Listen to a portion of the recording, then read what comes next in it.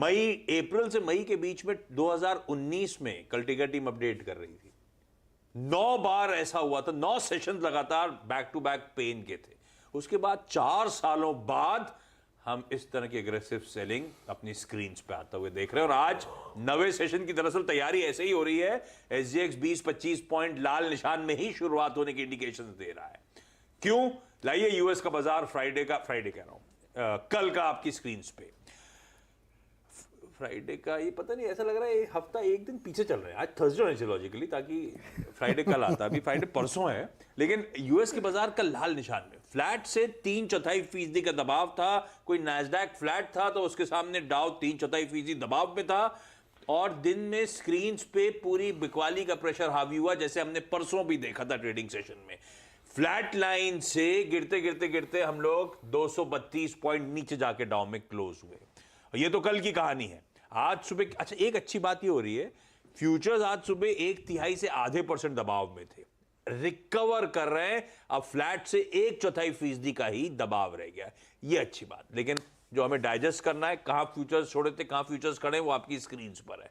डाउ में थोड़ा सा ज्यादा पेन आया था, उसी को डाइजेस्ट शायद SGX कर रहा है, हल्की कमजोरी के साथ शुरुआत। लेकिन हुआ क्या कुछ नैरेटिव बदला, या अभी भी वो फेड का दर, महंगाई, जॉब्स रिपोर्ट, वो सब सबके जहन में वे कर रही है? Neeraj ji good morning. दिक्कत वाली है मामला तो लग रहा है। गुड मॉर्निंग आशीष। और देखो, यूएस मार्केट का जो मूवमेंट है या उसको पढ़ना है तो आप आज मैं बॉन्ड पे ज़्यादा बात कर रहा हूँ। मुझे ऐसा लगता है कि बॉन्ड मार्केट एकदम इंटायरली डिफरेंट कहानी कह रहा है, उसको लोग इग्नोर नहीं कर सकते। कर भी नहीं रहा यूएस। एक महीने में 4-5% गिर चुका है डाउ। 1, 3 और 6 महीने की बॉन्ड यील्ड, मतलब 1 और 3 महीने की 4.8% से ऊपर है, 6 महीने और 1 साल की 5% से ऊपर है, 2 साल और 10 साल की क्लोज टू 5% है। ये है बॉन्ड यील्ड का सारा। तो ये मार्केट ये कह रहा है कि अब आप क्या टर्मिनल रेट एक्सपेक्ट कर रहे हैं, 5.5, 5.25, पता नहीं। लेकिन अगर 2 साल तक के प्रोडिक्शन पे ये चल रहा है 5% या उसके ऊपर के आसपास, तो फिर दिक्कत है। इसीलिए मैं लगातार कह रहा था कि अगर कॉस्ट ऑफ फंड बढ़ेगा तो मार्केट नहीं चलेगा, फिर उसको रुकना पड़ेगा, कि या तो फेड रुके या मार्केट रुके, दो में से एक को रुकना पड़ेगा। इसीलिए आप देखिए कि जनवरी में एक जो रैली बनी थी, वो रैली सिर्फ इसलिए बनी थी कि एक नैरेटिव बिल्ड हुआ था कि अब पाइवट होगा, 25 बेसिस पॉइंट बढ़ेगा, उसके बाद पूरे साल ऐसे रहेगा, फिर शायद कटौती आएगी। वो नैरेटिव बदल गया, एकदम उलट गया, उसकी कोई बात ही नहीं करता। अब तो आधे % पता नहीं क्या क्या बातें चलती हैं। उसी का परिणाम है कि आप मार्केट में इस तरीके की बिकवाली देख रहे हैं। इंटरेस्टिंग ये है कि सारे एसेट क्लास में बिकवाली हो रही है, ना केवल इक्विटी में नहीं, इक्विटी में भी हो रही है, बॉन्ड बेचे जा रहे हैं। आप देखिए गोल्ड बिक रहा है, सिल्वर 11 महीने के लोस पे चल रहा है। तो ये जो इस तरीके के एसेट क्लास में सेल ऑफ है ना, ये साफ इंडिकेशन कर रहा है कि अब आप अपने हाथ खींच रहे हैं, आप बाइंग रोक रहे हैं। रिस्क ऑन रिस्क ऑफ दोनों में आपको ये तस्वीर देखने को मिल रही है। तो ये एक बहुत बड़ा कंसर्न है, और इसका सीधा रिफ्लेक्शन आप मार्केट आप एक्सप्लेन कर लीजिए कि 1 हफ्ते में गिरा, 1 महीने में गिरा, और ईयर टू डेट भी गिरा। यानी अब पूरी तरीके से 2023 में आपके यूएस मार्केट निगेटिव्स में चल रहे हैं।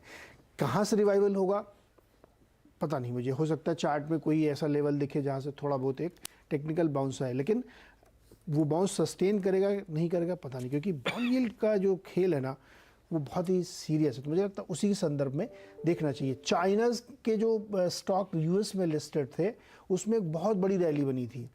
उसमें भी पिछले 8-10 ट्रेडिंग सेशन से खूब सेल ऑफ चल रहा है, और ब्रोकरेज रिपोर्ट्स आ रही है और बिकवाली इसमें बढ़ेगी, क्योंकि वो भी सस्टेन करने के मूड में कोई नहीं, जिसको नैस्डैक गोल्डन ड्रैगन बोलते हैं। तो ये पूरी यूएस मार्केट की तस्वीर है। कैसे इसको इंडिया मार्केट में रिप्लिकेट करें, ये अपने जीडीपी नंबर देख लीजिए तो आपको वहां से ही समझ में आ जाएगा।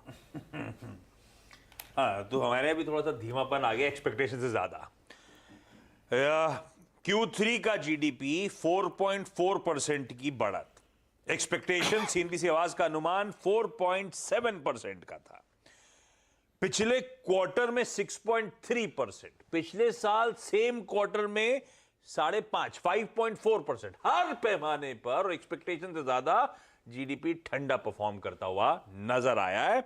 और दिक्कत है भाई, कहा जा रहा है बेस नॉर्मलाइजेशन था, और मैन्युफैक्चरिंग सेक्टर का आउटपुट जो कॉन्ट्रैक्ट हो रहा है, उसने दबाव एक्सपेक्टेशन से ज्यादा बना दिया। बस अच्छी बात यह है कि पूरे साल के जो एस्टिमेट्स है, गवर्नमेंट ने उस पर टिंकरिंग नहीं करी है। 7% पे जस के तस बने हुए, डिस्पाइट Q3 एक मिस था, और Q4 के लिए अभी भी चैलेंजेस बने हुए हैं। कैसे चैलेंजेस? Global demand